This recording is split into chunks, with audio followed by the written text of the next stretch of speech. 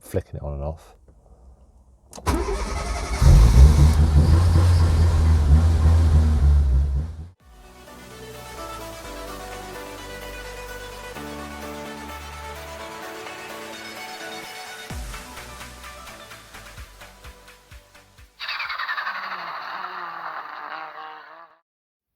I'm back, and as promised, I've been working my butt off trying to sort out this fuel pump problem. So, started all the simple stuff: check fuses, check relays, check the wiring. Now, the wiring's fine; it's brand new. I checked to make sure there was no problems with like any connections and stuff like that. That was all good. So basically, after speaking to people, it's been been decided that I am an idiot.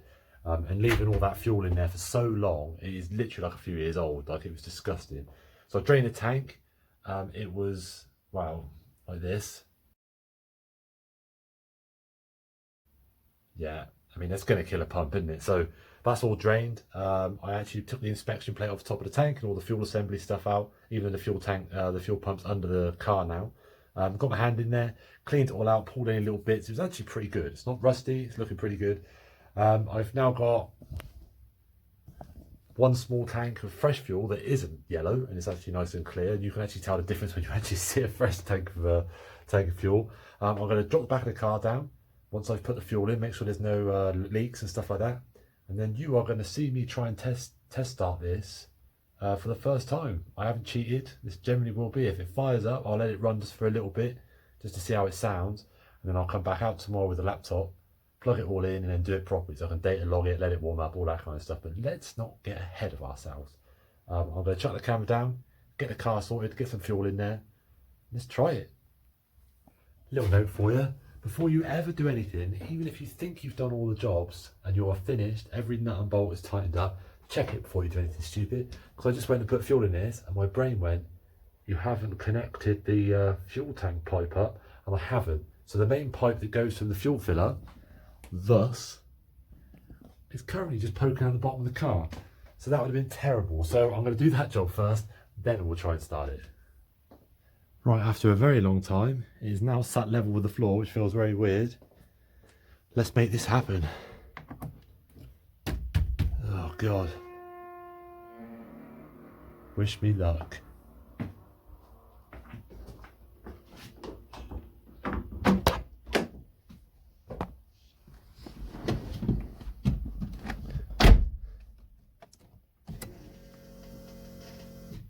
Pump's primed. Let's take out any chance there, let that warm up. It says I've got no fuel, sad times. I do, just not very much of it now. I've drained the tank. Come on, come on. I'm not expecting this to work. Here we go. Am I out of gear? Have I got the handbrake on?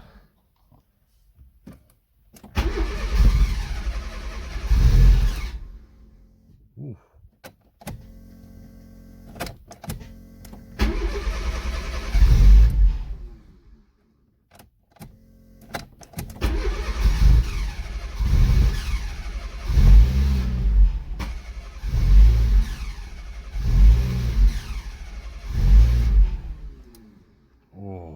It wants to do something.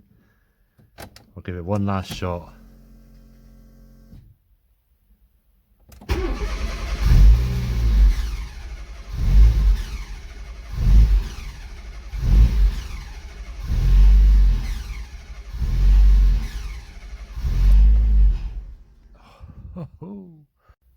Now, in truth, I was never expecting that just to fire up, but that's all right. That's all right. It's not making any really sketchy noises. You might have noticed I was holding it for a little while. When we first got this to run ages ago, I did need to leave it on the starter for a little while. I don't know whether it just needed to build a little bit of heat. Just have it keep kick starting a few times, but it's definitely not going to fire like that. So what I'll do is next job up, I'll put the laptop on. I'll data log as we try and start it and stuff. I did say, or at least the air fuel gauge was showing about 13.6, nearly 14. So that would suggest it's it definitely needs a little bit of a tweak anyway. It's just mostly going to be the warm-up enrichment now. I think when we had this running before, I get the feeling it was a lot warmer than this, so the temperature's actually dropped quite a lot, so it probably needs richening up quite a lot. So I'll probably give that a shot first, just richen up the warm-up just to start with. just to try and get the damn thing ticking over. But no, that was kind of expected, to be fair. I think it'd have been a bit of a fairy tale ending if it just kicked straight in. But the fuel pump's doing all right. It's building decent pressure, sounds all right. I mean, you know, for whatever external pump's meant to sound like. No leaks so far, and it's got fresh fuel in it. So I have now ruled out yet another problem or potential issue that's causing all my fuel pumps to die. You will again also notice that it is absolutely freezing in here again. So that garage here can't come soon enough. Otherwise, let me grab my laptop tomorrow. I'll stick the video on and we'll go through a few basics and see if we can get this bad boy to fire up.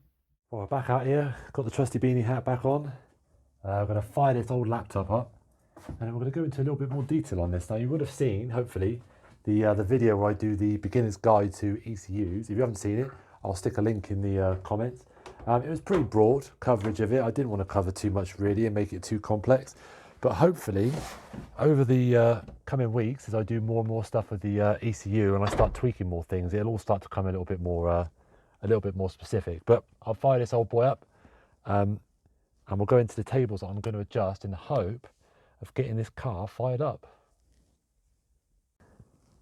The battery was, of course, completely dead the moment I needed it, so I've plugged that in. I will get another laptop. I know in the video before I said, you know, any old laptop will do, but I mean, this thing is massive and it takes an age to start up. So I imagine once I start getting out and about, driving it and tweaking the mapping and stuff, and when I take it to track days and things, I'll probably get one of the little tiny little netbooks. It'll just be a lot easier to do. I mean, obviously you won't be able to see the screen as well, but I'll make the sacrifice. Please stop doing it. I've been waiting for like 10 minutes. This thing has literally been sat here doing whatever it's doing. Oh God, this thing is slow. Why are you doing this to me? When have I ever not been nice to you, man?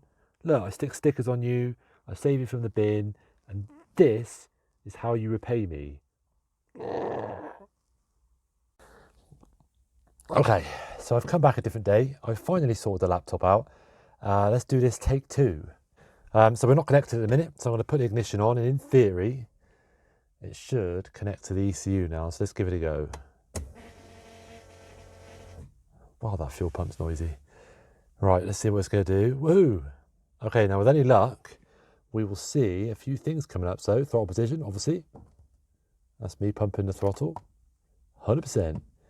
What have we got? Coolant temp seems about right. Manifold air temp seems about right. Everything, battery voltage is good. Right, so our first thing to tackle is going to be start up and idle. And then there you go, look, warm up enrichment. Now this is the one that I will take you through now. So as you can see, or hopefully you can see, that green line there shows our current temp.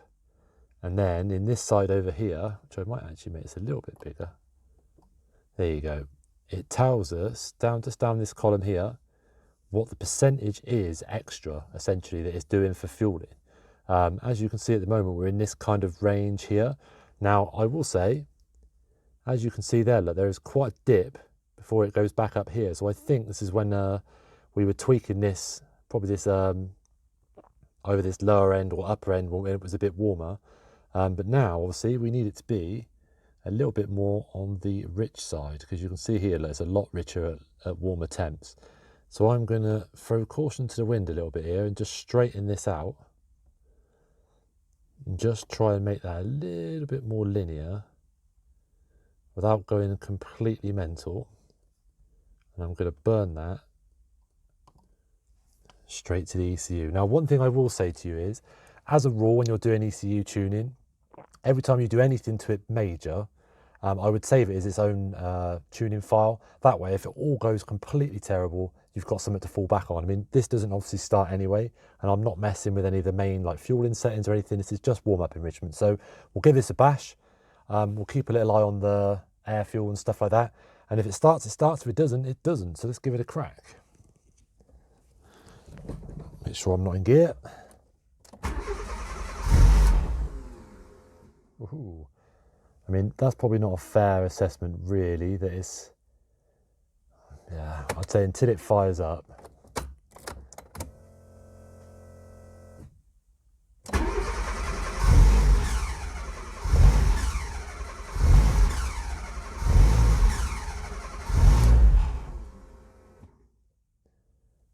Okay, so it's still not particularly happy with that. So what I'm going to do is I'm going to move this, and what we're going to basically set up now is I'm going to try and data log this if I can. So if you do data login, and then we're going to see what the heck is going on. So that you actually can see my coolant temps. I'm in the red. Now I can't remember whether this is just mega squirts predefined. You're basically in the cold section now. This is like, you know, I suppose less than optimum. But we've got start logging. And as the name suggests, it is going to start logging. Now keep the naming sensible. I just always just leave it like this. It's just a date and time, basically. So I know when I did the last one. And as soon as you hit save, that data log is now active. So I'm going to do, because we know for sure that that warm-up enrichment hasn't done the job. So I'm actually going to richen that up a little bit more. Potentially even a tiny little bit just there as well. Now you shouldn't have to worry about any of this for now, like I said, because obviously unless it gets to -12, which I'm kind of hoping it doesn't, then we'll do that later. Now I can only assume that when it actually comes to tuning it for like all that temperature range, it's going to be like an all year round thing. Like I'll have to, I suppose whoever does the mapping will have a decent idea, I guess. But otherwise, let's give it another shot. Now, I absolutely hate with these AEMs, the sensor with it does not get on well with keep being turned on and off all the time. I think apparently it sort of prematurely kills them. So, you know, but we'll deal with that. Ooh. I see, I can't tell whether that's trying to start more or not.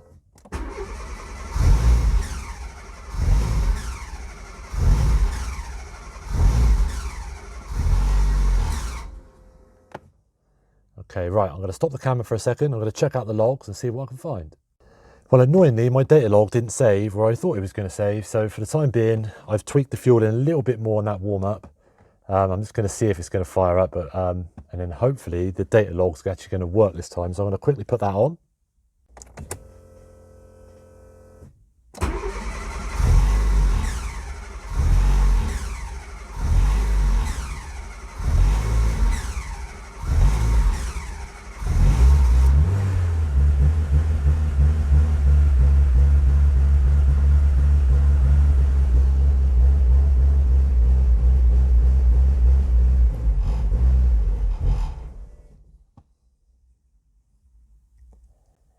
Get it close. To be fair, I'm not looking too ecstatic because some always ends up going wrong, but that is actually really good. I just basically bumped the warm-up enrichment up again. And I think maybe the engine's just starting to get a little bit of warmth in it, and that's probably helping. So I'm going to give it another shot. I've started the data logging already, so fingers crossed. I don't know why it's not saving any of these data log files, but you know, we'll try our best.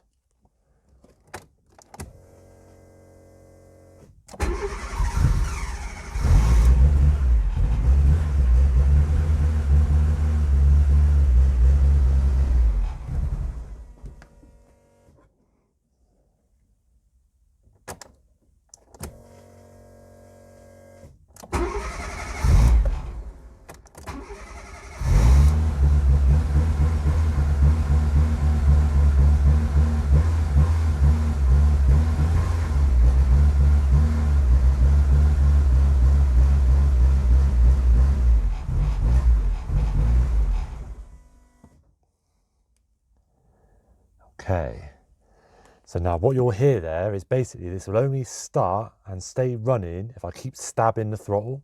You almost have to keep it going. To be fair, stabbing the throttle like that doesn't make it very easy when you're looking back at the logs, because obviously you're not just having a consistent run.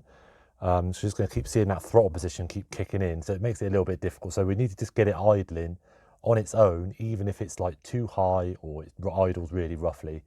So I'm going to open the doors because it actually started up now. Otherwise I'm going to fume myself to death. And nobody wants that. Well, maybe some of you want that, but not everybody wants that. So here we go. You'll see now, if you remember now, the line was fairly down like this before. So we've come up quite a lot. I mean, at least for someone like me, there is no fine art to this. It's a little bit slowly catch a monkey kind of thing. Just keep, you know, small increments. And if you see it improve, you know you're on the right sketch. So, yeah, so we're just going to keep on going. I've just put maybe another 5% in it, nothing too major. We'll see if that fires it up. And then fingers crossed, we can just get it to idle. So let's give this a shot.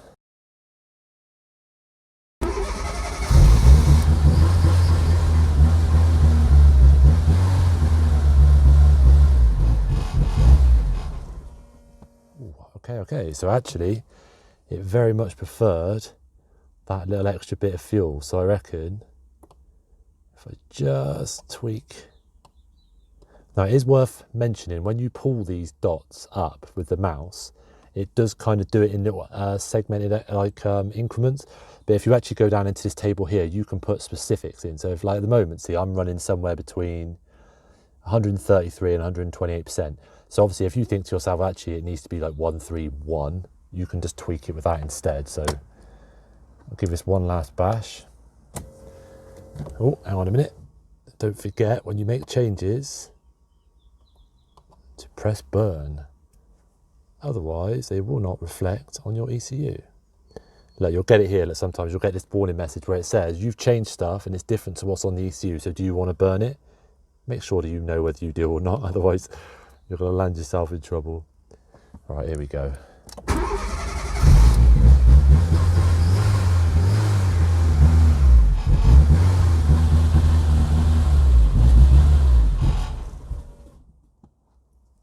Okay.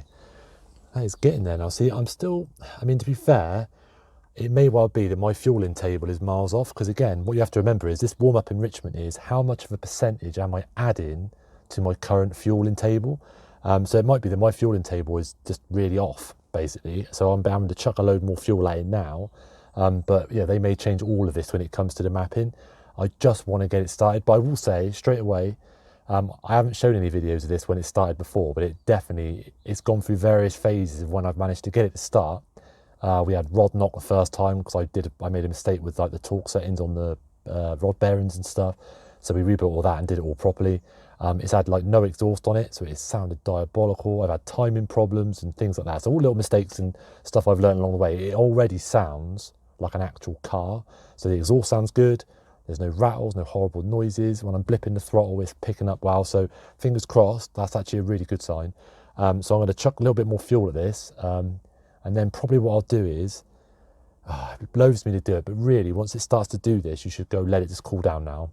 Leave it another day, come back out when it's absolutely stone cold. So then you know what you're working with, because obviously as it's warming up, I'm slowly moving the parameters a bit, and it's a bit hard to get it right. So, right, it's last try for today. Let's see how we do this time. Reset ignition. That should take about half a second to warm up, because it should be nicely heated by now. Wait to connect. Data login is on. It's still not saving it anywhere, so I've tried to save it somewhere different. At the moment, at least, that's reading 16 odd, so that's obviously lean. I mean, you know, there's only so much you can take from that at the moment. Let's give it a go.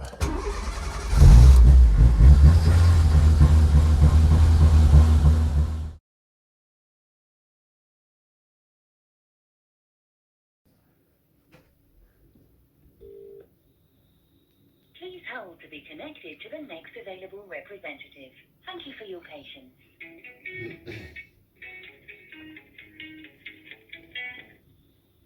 Good morning, MTech. Hey, good morning, mate. I was just calling to see what the deal is with your mapping sessions at the moment. What's your waiting list like at the minute? A few moments later. Yeah, I appreciate it, man. I'll ring you after Christmas and have a good one, mate. No worries. You have a nice Christmas. Yeah, and you, mate. Thanks a lot, mate. See you later. Bye bye.